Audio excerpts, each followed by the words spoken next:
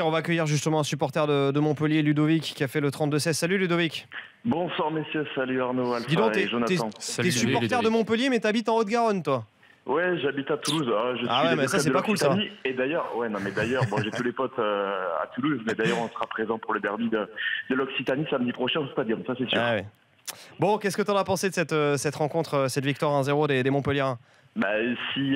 Par rapport à Jonathan, j'aimerais quand même revenir sur l'hommage qui était exceptionnel. Je pense que quand on parlait de spectacle, on a tous cette petite histoire, tu sais, avec Louis Nicolin. Là, j'ai tenu à amener mon petit frère Emmanuel qui était au stade avec moi ce soir parce que Louis Nicolin lui avait offert un maillot il y a quelques années lors d'une séance de dédicace.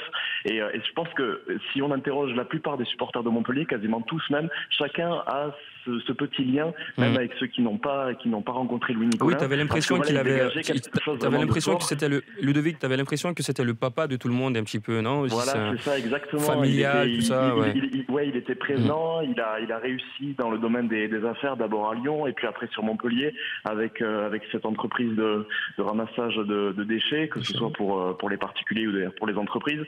Et voilà, c'était une figure emblématique, comme l'a dit le speaker tout à l'heure, la figure emblématique, le président emblématique de Montpellier, puisque non seulement il a créé le club en 74, mais après malheureusement il est décédé le jour de ses 74 ans. Donc c'est pour ça qu'à la 74e minute il y a eu la grosse séance d'applaudissements. D'ailleurs c'est à ce moment-là que Kevin Bergou est sorti. J'espère qu'il pensait pas que c'était pour lui quand même.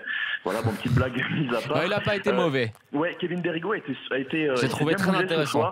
Ça fait longtemps que je l'ai pas vu à ce niveau. Et je pense que c'est la saison de Keke Berigo, on y croit là cette année. Bon, sinon, mis à part ça, voilà. Après, à la fin, comme tout un symbole, on est resté dans le stade jusqu'à très tard, puisqu'il y a eu un tifo avec le visage en noir et blanc de Louis Nicolin qui a été ramené sur le stade avec plein de ballons.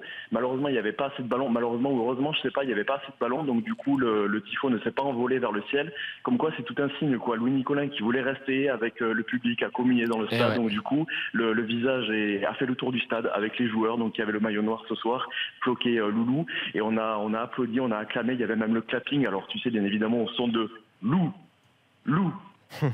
Lou, et ça aussi c'était énorme. J'ai même vu des supporters qui avaient les larmes aux yeux. Donc voilà, effectivement c'était le papa un petit peu de tout le monde. Je veux pas parler à la place de son fils Laurent Nicolin, mais je pense qu'il a été très ému de cet hommage qui a été rendu par le peuple payadin et notamment la butte Payade en première ligne.